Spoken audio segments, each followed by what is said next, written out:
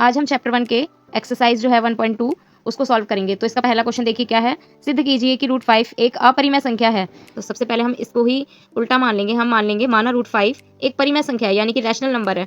उसके बाद में अगर ये एक परिमेय संख्या है तो जैसे कि हमने 9th क्लास में देखा है कि हमने पढ़ा था, जो भी परिमेय संख्या होती है या जो रैशनल नंबर होता है वो पी बाई क्यू की फॉर्म में लिख सकते हैं।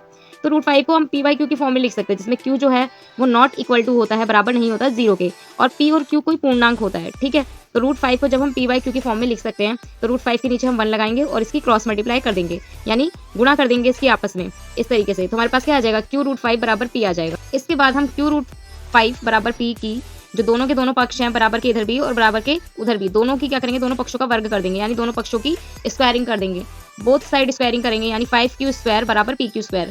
ठीक है, यहाँ पे 5q² क्यों आया, क्योंकि रूट 5 और जो रूट 5 है वो 5 बन जाता है, उसमें रूट हट जाता है। 5p² को विभाजित करता है, p बराबर 5c, जहाँ पर कोई c जो है, c कोई इंटीजर्स है, यानी कि कोई पूर्णांक है। ठीक है, p का मान समीकरण 1 में रखेंगे। अब हम p का मान हमने क्या माना था, 5c, यानी 5c। अब समीकरण नंबर 1 हमारे पास क्या था, ये जो समीकरण नंबर 1 था वो था 5q² बराबर p²। ठीक है, तो p² की जगह पे हम क्या रख देंगे, 5c², और 5 का जब c² करेंगे हम तो यहाँ पे 25 आ जाएगा, यानी 25 आ जाएगा, जिसका c का स्क्वायर हो जाएगा। ठीक है, तो क्या होगा, ये 5 से जो है 25 कट जाएगा और यहाँ पे 5c² हो जाएगा।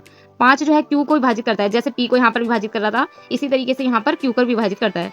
तो अब हमें एक स्टेटमेंट लिखनी है जिसमें कि हमें क्या बताना है कि p q में कम से कम एक उभयनिष्ठ गुणनखंड 5 है, यानी 5 जो है वो p को भी विभाजित करता है और q को भी विभाजित करता है। और इससे इस तथ्य का विरोधाभास होता है, यानी कि ये तथ्य जो है गलत लगता है कि p और q में एक के अतिरिक्त कोई उभयनिष्ठ गुणनखंड नहीं है, यानी p और q में एक के अलावा कोई अदर फैक्टर है ही नहीं।